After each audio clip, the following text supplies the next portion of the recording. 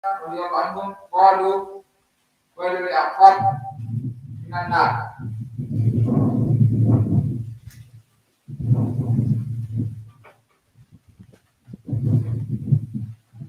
عن عمر بن الخطاب قال المؤلف رحمه الله اولا كتاب الطهاره.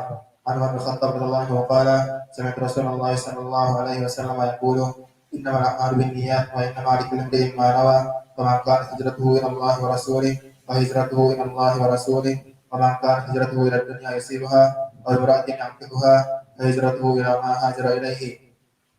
عن ابي هريره رضي الله عنه قال قال رسول الله صلى الله عليه وسلم ما يقبل الله صلاه احدكم اذا احدث حتى يتوضا. عن عبد الله بن عمرو بن العاص رضي الله عنه وابي هريره وعائشه رضي الله عنهم قالوا قال رسول الله صلى الله عليه وسلم ويل للعقاب من النار.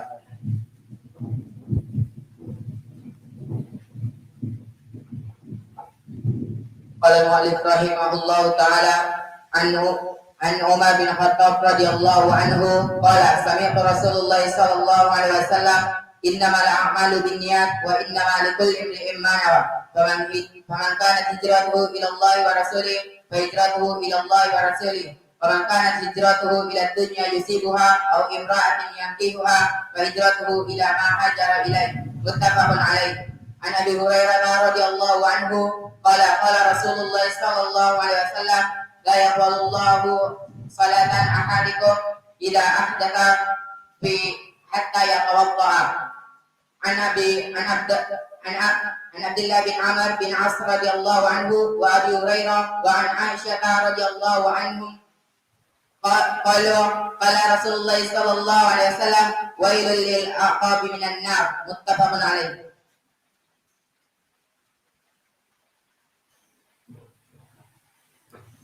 بسم الله قال المؤلف رحمه الله تعالى عن امير المؤمنين عمر بن الخطاب رضي الله عنه قال قال رسول الله صلى الله عليه وسلم انما الاعمال بالنيات وانما لكل امرئ ما نوى فمن كانت هجرته الى الله ورسوله فهجرته الى الله ورسوله ومن كانت هجرته الى الدنيا يصيبها او امراه يملكها فهجرته الى ما هاجر اليه. وعن ابي هريره رضي الله عنه قال قال رسول الله صلى الله عليه وسلم لا يقبل الله صلاة أحدكم إذا أحدث حتى يتوضأ. وعن عبد الله بن عمر بن العاص رضي الله وعن عائشة رضي الله عنهما قال رسول الله صلى الله عليه وسلم ويل للعقاب من النار.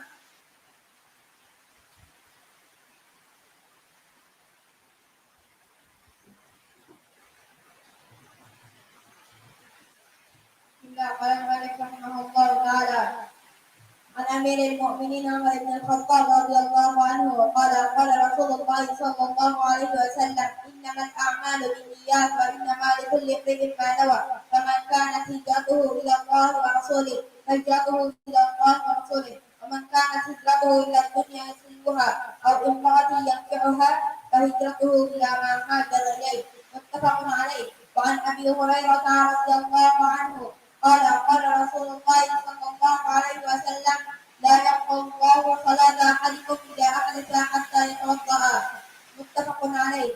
وعن عبد الله بن عمر بن العاص رضي الله عنه وأبي هريرة وعائشة رضي الله عنهما قال رسول الله صلى الله عليه وسلم ويل للأعقاب من النار.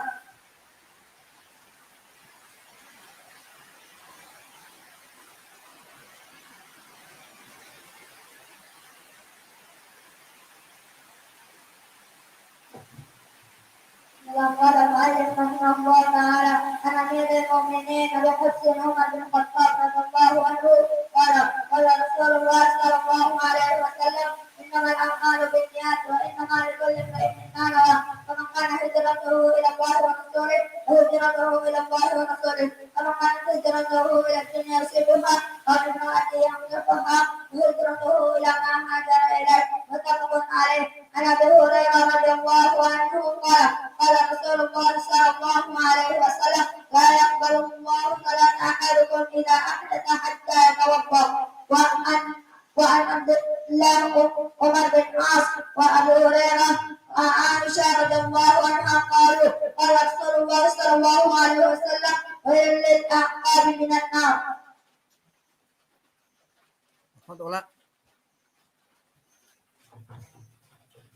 قال المؤلف رحمه الله تعالى عن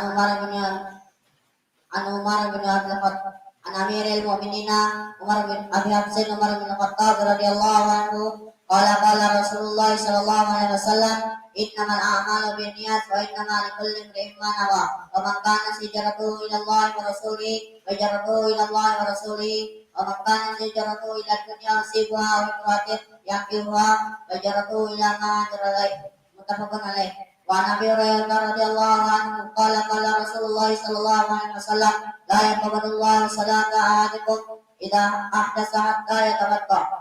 وعن عبد الله بن عمر بن العاص رضي الله عنه وأبي هريرة وعائشة قالوا قال رسول الله صلى الله عليه وسلم ويل للأعقاب من النار.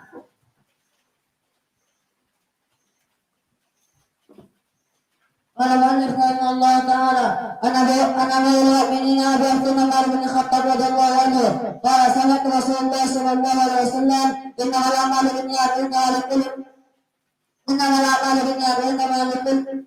الأعمال بالنيات إنما لكل امرئ ما نوى فمن كان هجرته إلى الله ورسوله فهجرته إلى الله ورسوله ومن كان هجرته للدنيا يصيبها أو امرأة ينكحها فهجرته إلى ما هاجر إليه متفق عليه. عن أبي هريرة رضي الله عنه قال قال رسول الله صلى الله عليه وسلم لا يقبل الله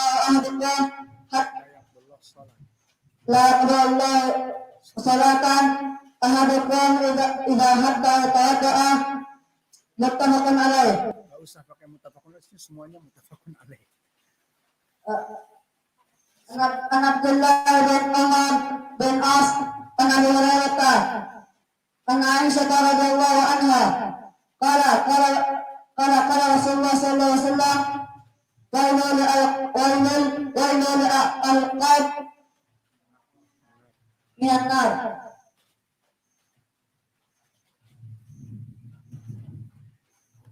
قال المؤلف رحمه الله تعالى عن امير المؤمنين ابو حفص عمر بن الخطاب رضي الله عنه قال انما الاعمال بالنيات وانما لكل امرئ ما نوى فمن كان هجرته الى الله ورسوله فهجرته الى الله ورسوله ومن كان هجرته الى الدنيا يصيبها او امرأة ينكحها فهجرته الى ما هاجر اليه.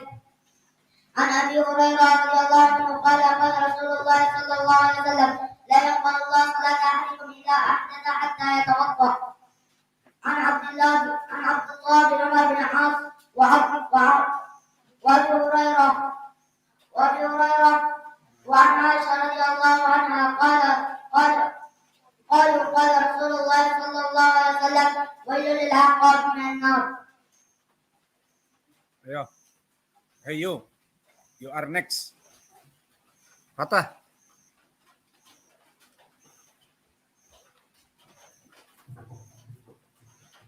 قال المؤلف رحمه الله تعالى عن امير المؤمنين ابي حفص عمر بن الخطاب رضي الله عنه قال سمعت رسول الله صلى الله عليه وسلم يقول انما الاعمال بالنيات وانما لكل امرئ ما نوى ومن كان هجرته الى الله ورسوله فهجرته الى الله ورسوله ومن كان هجرته للدنيا يصيبها او امرأة ينكحها فهجرته الى ما هاجر اليه. عن ابي هريره رضي الله عنه قال قال رسول الله صلى الله عليه وسلم لا يقبل الله صلاة احدكم اذا احدث حتى يتوضأ. Hadis salis. Hah? Pukul dikit. Ya, yang lain. Hafal. Gak hafal. Orang lain pada hafal. Sakit.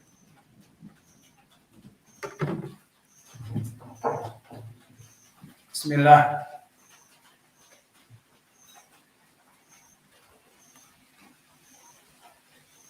Qala Abdul Ghani Al-Maqdisi fi kitabihi Umdatul Ahkam an Abi Hurairah radhiyallahu anhu anna Rasulullah sallallahu alaihi wa ala alihi wasallam qala idza tawadda'a ahadukum falyaj'al fi anfihi ma'an thumma liyantathir wa man istajmara falyutir wa idza istayqadha ahadukum min naumihi falyaghsil yadayhi qabla an yudkhilahuma fil ina salatan fa inna ahadukum la yadri aina batat yaduh. Wa fil lafzi Muslim falyastanshik bimin khuraihi minal ma'. Wa fil lafzin man tawadda'a falyastanshik. Di hadis yang keempat masih dari sahabat Abu Hurairah. Maka jika kita membaca hadis, mendapati hadis-hadis Abu Hurairah sangat banyak, maka jangan kaget karena Abu Hurairah seorang sahabi yang paling banyak periwayatannya dari Nabi. Dia meriwayatkan dari Nabi dari hafalannya 5.740 hadis. Maka tersebar di Al-Bukhari dan Muslim dan Kutubus Sunan, Kutubus Sittah, At-Tirmidzi, Abu Daud, An-Nasa'i, Ibnu Majah dan Kutub Al-Asyirah seperti Musnad Imam Ahmad dan juga Muwatta Imam Malik dan juga Musnad Asy-Syafi'i dan yang lainnya, kebanyakan dari Abu Hurairah. Begitupun di sini di Umdatul Ahkam yang diringkas atau dirangkum oleh Abdul Ghani Al-Maqdisi, dikumpulkan di kitabnya Umdatul Ahkam dari Sahih Al-Bukhari dan Muslim, maka akan terdapat kebanyakan dari Abi Hurairah karena dia memang sahabi yang paling banyak periwayatannya dari Nabi. An Abi Hurairah radhiyallahu anhu anna Rasulullah sallallahu alaihi wasallam qala idza tawadda'a ahadukum. Idza dzarf zaman maknanya jika tawadda'a ahadukum, seseorang di antara kalian melaksanakan wudu, falyaj'al fi anfihi ma'an thumma liyantathir, agar dia itu memasukkan ke lubang hidungnya air, maknanya memasukkan, menyedot, dinamakan istinsyaq. Kemudian summa liyantathir, maka kalimat summa kemudian yufidu tartib. Makna tartib di sini setelah memasukkan ke hidung baru mengeluarkan. Kenapa kita menginginkan tartib? Karena mustahil seseorang mengeluarkan air padahal dia tidak menirupnya. Maka haruslah menghirup dulu summa liyantathir, kemudian mengeluarkannya. Sehingga di sini dengan lafaz summa liyantathir memberikan makna tertib. Memasukkan air dulu baru mengeluarkan. Adapun mengeluarkan tanpa memasukkan perkara yang mustahil kecuali yang keluar adalah ingus. Memang ada di dalam. Maka yang kedua, lafaz setelahnya waman istajmara falyutir. Barang siapa yang beristijmar agar mengambil 3. Apa maknanya? Istijmar adalah bagi seseorang yang dia itu musafir, tidak dalam keadaan di rumah, kemudian dia itu ingin BAB dan BAK seperti para musafirin zaman dulu. Maka didapati di Arab, di Jazirah Arabia, kebanyakan padang pasir yang gersang, tidak ada air. Jarang sekali, paling oase itu juga jarang. Maka kebanyakan mereka membawa air untuk minum, itu juga untuk perbekalan, sehingga disunahkan faman istajmara falyutir. Jika dia pergi BAB dan BAK, maka tidak usah menggunakan air minum untuk bersih-bersih, akan habis air minumnya. Lalu apa? Idza istajmara falyutir, agar dia mengambil butiran-butiran dari jamrah, batu, maka agar membuat hitungan yang ganjil. Dan yang ganjil banyak, 1, 3, 5, 11, 21, 101, 1001 bahkan. Ya apa tidak? Maka di sini yang diinginkan ganjil apakah membawa 101 kerikil batu? Tidak. Apakah juga 1 yang diinginkan ganjil itu 1 membawa 1? Juga tidak. Maka diinginkan oleh Nabi waman istajmara falyutir, dia membawa 3, maknanya paling sedikit witer itu 3. Kemudian 5. kemudian 7. Ini sunnahnya. Dan telah berpendapat jumhur ulama tidak cukup dengan 1. Pendalilannya ada di beberapa hadis bahwa yang diinginkan idza istajmara falyutir salasa, paling sedikit. Karena 1 memang tidak cukup. Dicoba saja. Misalnya dicoba ada air tapi pengen seperti orang salaf dulu misalnya, menggunakan batu. 1 untuk membersihkan terutama BAB. Cukup 1 dari berbagai segi. Tidak cukup. Maka paling sedikit 3. Sehingga maknanya di sini waman istajmara falyutir, barang siapa yang dalam keadaan safar kebanyakan dan dia di lembah, di padang pasir, tidak mempunyai air, maka ingin BAB, BAK agar mengumpulkan batu-batu kecil untuk membersihkan. Lalu bagaimana gambarannya membersihkan? Taulah, Mr. P dibersihkan ujung-ujungnya dengan butiran kayu, butiran dari batu-batu kecil tersebut. Kemudian di sini ada faedah dari segi lugah. Waman istajmara diambil dari jumrah atau jamrah. Jamrah definisinya batu kecil. Maka sekarang di sini gambarannya wa idza istajmara falyutir. Oh, disunahkan untuk witr. Aku mau bawa 3. Tapi dia dapati batu-batunya segede seperti ini. Sehingga dia bawa 3 susah seperti ini. Kenapa? Agar lebih bersih dari berbagai segi. Seperti ini dari berbagai segi. Kan lebih bersih. Maka itu pun tidak sunnah. Karena yang dinamakan oleh Arab istajmarah, mengambil jamrah, maknanya batu kerikil kecil di saat ibadah haji. Maka romyal jamrah maknanya batu kecil. Bukan batu seperti ini melempar syaitan. Ternyata kena kepala orang lain. Bocor kepalanya. Alhasil ini dari segi lugah yang diinginkan jamrah, kalian mencari batu-batu kecil untuk dibersihkan dengan batu-batu kecil. Bukan batu seperti ini di bawah 3, maka akan berat dan susah. Alhasil itulah makna dari segi makna lugah. Maka ibadah yang kedua kalau tadi dalam keadaan wudu, memasukkan air, kemudian mengeluarkannya. Itu dari sunnah. Yang kedua, waman istajmara falyutir, dari sunnah juga di saat BAB dan BAK tanpa ada air, maka mengambil kerikil-kerikil kecil. Kemudian sunnah yang ketiga yang diajarkan, wa idza istaiqadha ahadukum min naumihi falyaghsil yadayhi qabla an yudkhilahuma fi al-ina salatan. Jika bangun di antara kalian dari tidurnya, kemudian diperintahkan untuk Nabi agar mencuci tangannya dahulu sebelum memasukkan tangannya ke ember, ke tempat penampungan air dan sebagainya untuk berwudu. Kenapa? Disebutkan fa'ina ahadukum la yadri aina batat yaduh. Karena di antara kalian tidak mengetahui di mana malam itu bersemayam tangan-tangan kalian. Maka makna dari hadis ini perintah dari Nabi. Seseorang yang bangun malam, biasa sholat malam, adzan awal, seperti alhamdulillah santri-santri jazakumullahu khair, setiap jam 4 bangun adzan, kita sudah bangun juga. Kalau sampai jam 4:15 saya sampai ke sini. Saya adzan, dan nanti yang bagian adzan tidak adzan kita pukul juga.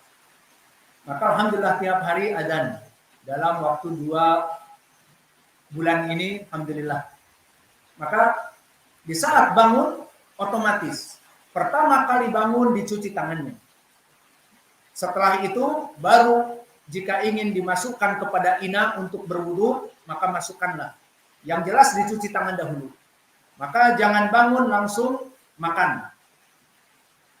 Terutama yang punya snack-snack dan sebagainya disimpan, kemudian dimakan dan tangannya masih belum cuci, itu tidak boleh. Maka di dalam syariat Islam, jika bangun seseorang min naumihi falyaghsil yadayhi, agar mencuci kedua tangannya sebelum tangannya itu masuk kepada ina, maknanya tempat wudu yang berjamaah. Maka jangan langsung dimasukkan kepada tempat wudu jamaah, tetapi dikucuri, ambil dulu, dicuci tangannya, baru setelah itu berwudu dari air yang berkumpul untuk jamaah. Adapun sekarang kita alhamdulillah di WC Putra ada Tedmon, maka semuanya tinggal pakai keran. Sehingga tidak ada yang namanya seperti dulu satu bak untuk rame-rame, itu sudah tidak ada. Maka baknya itu diganti menjadi Tedmon dan Tedmonnya dialirkan.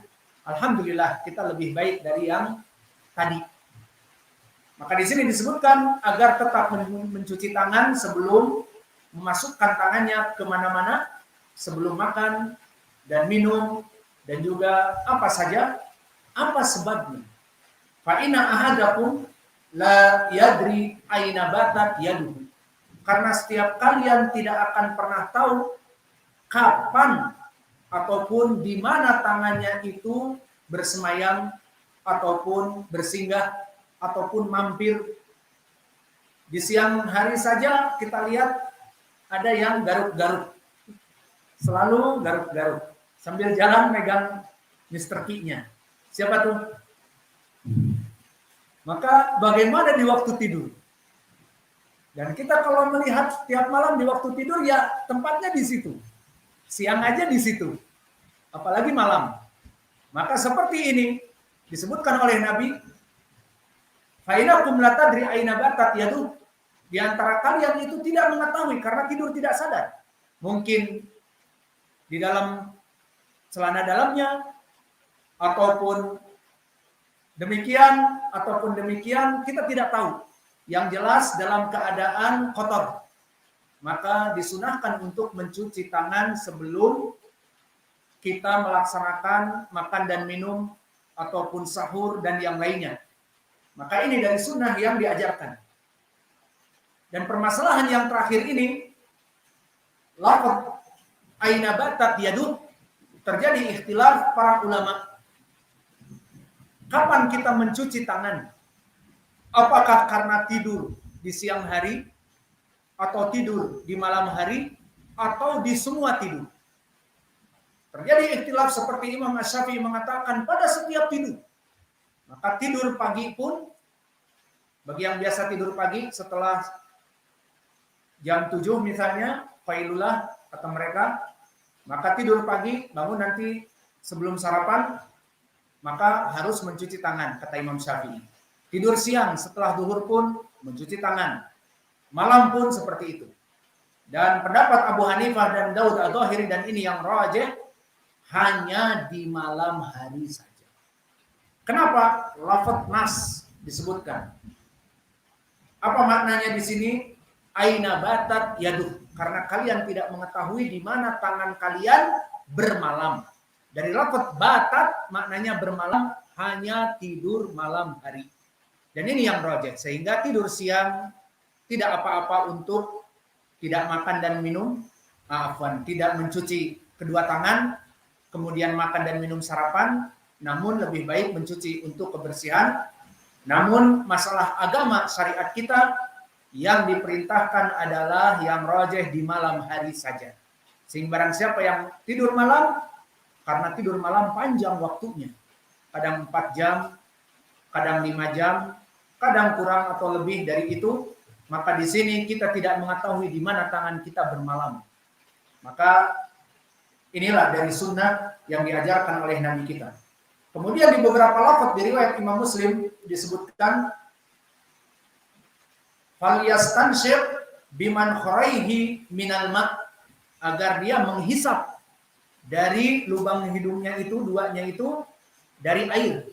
Seperti itu. Maka dari wudu yang sunnah, setelah kita berwudu mencuci tangan, maka kita menyedot air ke hidung kita. Seperti itu. Ini dinamakan dengan istinsyaq. Maka ini dari sunnah. Setelah itu, tsumma istanthara, mengeluarkan seperti itu. Maka itu akan membersihkan lubang hidung. Min khorai, 2 lubang hidungnya. Dan di beberapa riwayat disebutkan waman tawaddo'a falyastanshir. Maka barang siapa yang dia itu berwudu agar beristinsyaq, agar memasukkan air. Maka di sini pun terjadi ikhtilaf dari para ulama, apakah hukumnya istinsyak itu wajib? Maka yang rajih adalah wajib karena lafaz-lafaznya pertama disebutkan di riwayat Muslim falyastansyik. Mana wajib? Pendalilan wajibnya dari segi lugah, falyastansyik fi'lun mudhari' yang majzum dengan lam amr, falyastansyik dengan sukun. Maka di sini menandakan lamnya lam amr dan menandakan wajibnya kita beristinsyak. Jadi jangan lupa di saat wudu istinsyak itu kata jumhur hukumnya wajib beristinsyak karena lafaz tadi falyastansyik fi'lun mudhari' yang majzum dengan lam amr di ilmu usul memberikan makna wajib. Dan begitu pun di riwayat yang kita baca tadi, idza tawadda'a ahadukum falyaj'al fi anfihi ma'an, agar menjadikan memasukkan air kepada hidungnya. Maka falyaj'al pun sama, fi'lun mudhari' yang majzum dengan lam amr di ilmu usul memberikan makna wajib.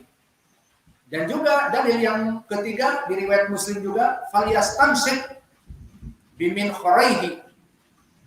Maka ini pun lafaznya sama dengan yang tadi falyastansyik, maka di sini menjadi pendalilan bagi jumhur tentang kewajiban beristinsyak.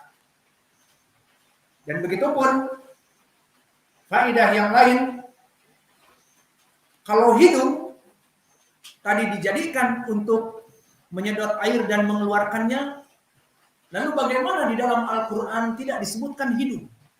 Di Al-Quran disebutkan hanya faghsilu wujuhakum, tidak disebutkan hidung. Inilah di dalam ayat Al-Quran yang menjelaskan di surat Al-Maidah ayat ke-6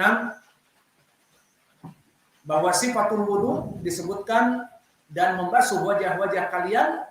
Di situ tidak disebutkan istinsyak, menyedot air dari hidung kemudian mengeluarkannya. Maka di sini menjadi pendalilan bahwa Al-Quran ditafsirkan dengan As-Sunnah. Maka di sini menjadi pendalilan kewajiban dari kita menyedot air kemudian mengeluarkannya dari hidung. Kewajiban ini datang dari sunnah, menjelaskan ayat Al-Quran yang bersifat umum faghsilu wujuhakum. Maka cucilah wajah-wajah kalian, di antaranya memasukkan air kepada hidung dan mengeluarkannya. Maka inilah akidah ahli sunnah tentang permasalahan Al-Quran dengan sunnah, bahwa sunnah mentafsirkan Al-Quran. Maka ini bantahan kepada siapa? Kepada mereka Al-Quraniyun, yang wallahu alam kami dengar di Sumatera ini namanya MTA, Majelis Tafsir Al-Quran. Namanya baik. Kita dulu waktu mengetahui judulnya Majelis Tafsir Al-Quran, dipikir mereka itu al-mufassirun, ahlu-ahlu tafsir. Masya Allah, ternyata pengingkar sunnah, pengingkar hadis. Mereka hanya meyakini Al-Quran saja. Maka mereka itu adalah orang-orang yang salah, karena tidak menganggap hadis Nabi adalah hak, adalah benar. Maka mereka menyelisihi banyak dari ayat Al-Quran, di mana diantaranya Allah berfirman, wa may yantiqu 'anil hawa in huwa illa wahyun yuha. Maka tidaklah dari ucapan Nabi Muhammad itu kecuali dia adalah wahyu yang diwahyukan. Dan di hadis dari Abdullah bin Amr bin Al-As yang dikeluarkan oleh Imam Ahmad, berkata Nabi kepada Abdullah bin Amr bin Al-As, "Uktub, fa walladzi nafsi biyadihi ma kharaja min fi illa haqqun." Tulislah semua hadis-hadis yang keluar dari mulutku, karena tidak ada yang keluar dari mulutku kecuali kebenaran. Maka mereka orang-orang yang menafikan hadis akan menyelisihi Al-Quran yang kami sebutkan tadi dan hadis-hadis. Dan dari segi akal, kalau kalian wahai orang-orang ahli Al-Quran katanya yang menafikan hadis-hadis, bagaimana sholat kalian? Apakah di Al-Quran disebutkan takbiratul ihram, mengangkat kedua tangan, kemudian doa istiftah? Apakah ada di Al-Quran? Tidak. Di Al-Quran hanya ada perintah wa aqimus sholat, dan laksanakan sholat 5 waktu. Sudah selesai. Apakah ada doa ruku, doa sujud, subhana rabbiyal a'la? Tidak ada. Nah, kita tanyakan kepada mereka orang-orang penafi hadis ini. Mana ibadah kalian kok? Ibadah kalian membaca ruku, sujud, subhana rabbiyal azim, subhana rabbiyal a'la, padahal tidak ada di Al-Quran. Maka mereka adalah orang-orang yang paradoksisme, orang-orang yang terjadi pada mereka itu contradiction. Antara ucapan dengan amal berbeda. Mereka mengucapkan kami hanya beriman kepada Al-Quran, kalamullah. Ucapannya baik. Namun maknanya dan kami tidak beriman dengan hadis. Itu dia. Namun prakteknya salatnya dengan sunnah-sunnah. Maka ini juga faedah dari hadis ini. Maka di hadis ini faedahnya juga